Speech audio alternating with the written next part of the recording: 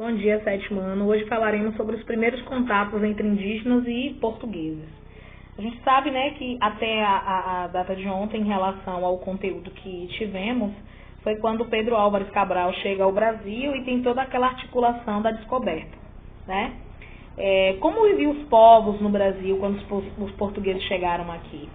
Os portugueses foram os primeiros habitantes da terra que viram a ser chamada de Brasil.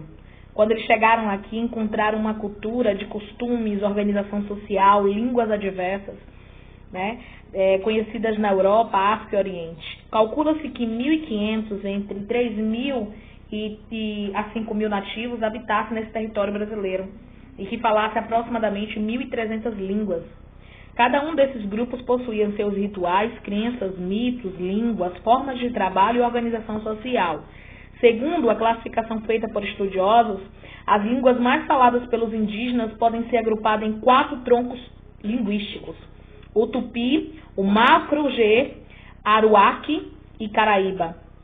Por estarem distribuídos ao longo da costa brasileira, os povos tupi foram os mais que tiveram contato com os portugueses. Os tupis chamavam o Brasil de Pindorama, que na sua língua significa terra das palmeiras. Em geral, alguns andavam nus, outros com pinturas no corpo ou adornados de pena. Praticavam agricultura e subsistência, cultivavam mandioca, milho, inhame, abóbora, batata doce, entre outros elementos. Coletavam frutos, caçavam, pescavam. Com tronco de árvores eles utilizavam para a construção, né, de suas cabanas, bem como para confeccionar artigos como canoas, arcos, flechas, redes, cestos, vasos e urnas funerárias. Para a gente entender um pouco, é necessário a gente entender até a temática. A gente sabe que o nome índio foi determinado por Cristóvão Colombo quando acreditava chegar às Índias, quando descobriu as Américas, e ele colocou o nome daquelas pessoas que ali habitavam, né, os nativos, de índio. Índio ou indígena é um termo originado que expressa uma visão de preconceituosa por parte do conquistador. Ao longo do tempo, porém, ele foi ressignificando. Hoje, documentos oficiais, como nossa Constituição, entidades indígenas e estudiosos, utilizam esse termo ao se referir povos nativos do Brasil e seus descendentes, com seus diferentes modos de vida e de identidade cultural. O termo índio perdeu o sentido pejorativo, mas não é o que pensa o escritor indígena Daniel Mucuru. Daniel Mucuru, ele diz o seguinte: o termo índio não é uma definição, é um apelido. E apelido é o que se dá para quem parece ser diferente de nós, ou ter uma deficiência que achamos que não temos. Por esse caminho, veremos que não há conceito relativo ao termo índio, apenas preconceito, selvagem, atrasado, preguiçoso, canibal. São alguns deles. Por outro lado, o termo indígena significa aquele que pertence ao lugar, original do lugar, que se pode notar assim o que é mais importante e interessante: reportar-se alguém que vem de um outro povo ancestral, pelo termo indígena do que índio. Então, esse estudioso, ele diz o seguinte, que ao longo do tempo, o termo índio, ele foi utilizado de forma pejorativa, né, como uma forma de discriminação, né? Você não conhece aquele povo e você desconhece os costumes, as tradições, e você, por aquele motivo, determina ele como índio. A palavra índio, quando o Cristóvão Colombo utilizou, ele não utilizou no termo pejorativo, ele utilizou como uma raiz do local que ele acreditava estar sendo descoberto naquele momento, que eram as Índias, né? Quando, na verdade, ele descobriu as Américas. Toda essa relação é interessante a gente pensar no conceito, né, que ela se expressa. Tanto que a palavra índio, ela tem essa relação pejorativa, ao longo do tempo ela foi se perdendo, mas já a palavra indígena, ela se encaixa dentro dos limites cabíveis. A vida em aldeia, né, esses povos, os tupis e a maior parte desses povos indígenas habitavam o Brasil na época da chegada dos portugueses. A gente vê aqui no mapa a consistência deles, né, e as fronteiras que ali habitavam. Eles viviam em aldeia, as moradias podiam estar organizadas em um círculo ou fileira, porém em algumas aldeias havia apenas uma grande casa comum. As aldeias estabeleciam entre si laços de solidariedade, entretanto havia guerras constantes entre grupos diferentes. Muitos queriam afirmar sua superioridade sobre o outro. Além disso, os indígenas não tinham um Estado organizado. Entre os tupis, por exemplo, não havia um poder centralizador exercido por um rei ou alguém que pudesse dar ordens. Reunidos num conselho ou líderes chamados de principais, decidiam em conjunto o destino da aldeia. Os primeiros a serem ouvidos eram os membros mais corajosos, ou seja, aqueles que tinham um poder de relevância maior na tribo, né? Ou até de confiabilidade da própria tribo. Os costumes das famílias, muitas, eram matrianários, ou seja, significa que a criança ao nascer recebia um nome que ligava a família à sua mãe.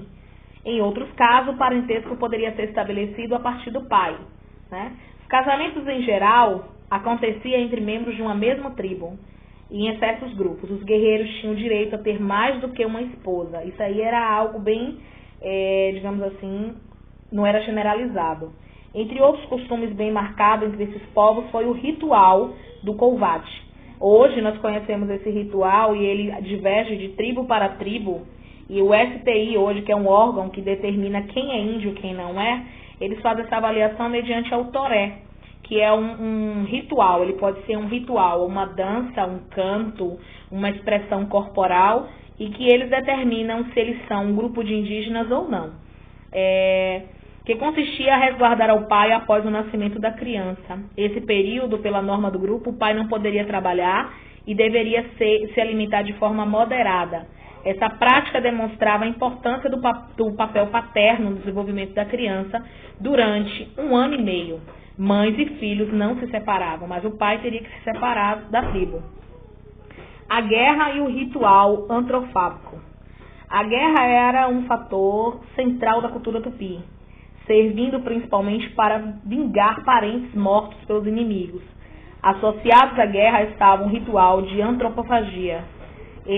Nesse grande evento, realizava-se na aldeia, o inimigo capturado no conflito era morto e devorado em uma festa ritual. Por isso que eles eram, pelos portugueses, assimilados aos canibais. Só que não se expressava qual era a realidade, né? A antropofagia, como era originada, ela era uma forma de vingança. Primeiro, o prisioneiro era levado da aldeia, onde podia integrar-se à rotina do lugar.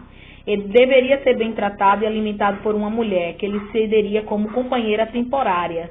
Chegando à grande aldeia, os tupis realizavam danças e cantos rituais, além de um grande banquete.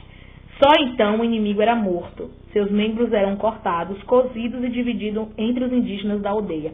Então, ele se inseria dentro do processo dos costumes, mas ele estava ali para ser servido como banquete. Ele não imaginava, né, que essa seria o seu fim, seria o seu momento, né? Ele era inserido no processo da tribo, mas com consequência seria a sua morte. Ser devorado em um ritual antropofágio era um destino digno de vida de um guerreiro. Isso porque eram os tupis mortos em guerras que faziam uma espécie de paraíso, onde seus ancestrais haveriam de estar. Aqueles que comiam a carne do inimigo acreditavam que assim incorporariam a força, a coragem e o espírito do valente guerreiro. Então, essa relação de pensamento, de mentalidade, você vê que é tão antiga, é ultrapassada. Mas dentro das relações de entendimento, de rituais, era uma forma deles se tornarem mais fortes, comendo a carne do seu próprio inimigo. Então essa era a relação, era uma questão de um costume adotado. E que isso, o enraizar desse preconceito, até pelos genocídios, como um fundamento de justificativa que a gente sabe que não justifica, a matança dos índios naquela época da descoberta do Brasil, elas foram justificadas porque alegavam que os índios eram seres selvagens, animais, canibais e que não tinham nenhum tipo de sentimento. Mas dentro das suas relações eles não observavam que tratava-se de um ritual e que tinha toda uma margem de historicidade religiosa própria deles mesmos. O contato com o outro. Quando os índios viram as caravelas de Cabral apontando, eles provavelmente sentiam um grande estranhamento. O que eles teriam pensado, né, ao ver aqueles homens bem vestidos em uma embarcação, diferente das suas canoas? De um lado, os portugueses criaram-se espanto, se surpreendendo com a fauna, a flora que ali existiam. e a aparência daqueles índios, né? Mas eles já viam em sua análise como uma forma de escravidão aquele povo. Um exemplo disso consta na carta de Pero Vaz de Caminha, quando ele relata o primeiro encontro dos indígenas com os portugueses. Ele diz o seguinte,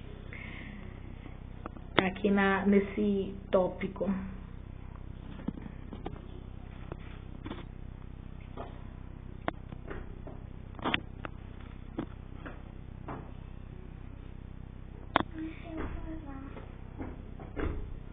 Ele diz o seguinte, a afeição deles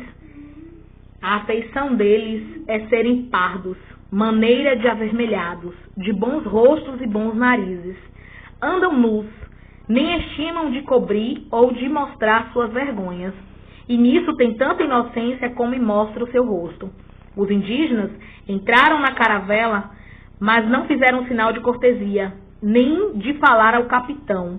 Porém, um deles pôs o olho no colar de ouro do capitão e começou a acenar com a mão para a terra e depois para o colar, como nos dizendo que ali havia ouro. Deram-lhes ali de comer pão e peixe cozido, confeitos, mel, fígados passados. Não quiseram comer nada daquilo, e se alguma coisa provam, logo lançam fora. Eles fazem uma análise, né? A carta de Pero Vaz de Caminha, esse trecho consta na carta originada, é um documento, e relata que os indígenas já se mostravam desconfiados daquele povo, né? Eles não conseguiam aceitar aquele povo de uma forma normal, como é relatado em alguns livros, principalmente didáticos, de que os índios aceitaram os portugueses de mão dada, né? À medida que eles foram conhecendo os costumes dos nativos, os portugueses ficaram ainda mais espantados, especialmente nos rituais de antropofagia. Com a sua visão eurocêntrica, não aceitavam as diferenças culturais entre os europeus e indígenas, classificaram eles como nativos ou seres inferiores, selvagens, sem cultura, sem leis, sem religião, que deviam ser civilizados.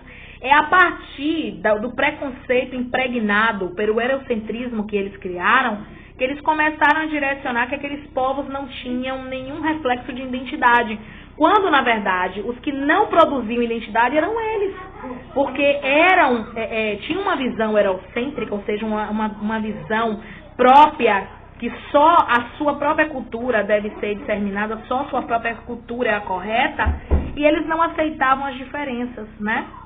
O índio, ele tem a sua cultura, ele tem a sua lei, ele tem a sua religião, e tampouco deve ser civilizado a um modo europeu, né? Um padrão que eles estipulavam que seria o correto. E aqui tem uma imagem que diz assim, meu Deus, eles não usam roupa. E os índios dizem o seguinte, olha, eles não usam penas. E assim, as diferenças que eles observam, a naturalidade do índio ao olhar o português e o preconceito impregnado do europeu ao olhar o índio. Então, essa relação de conduta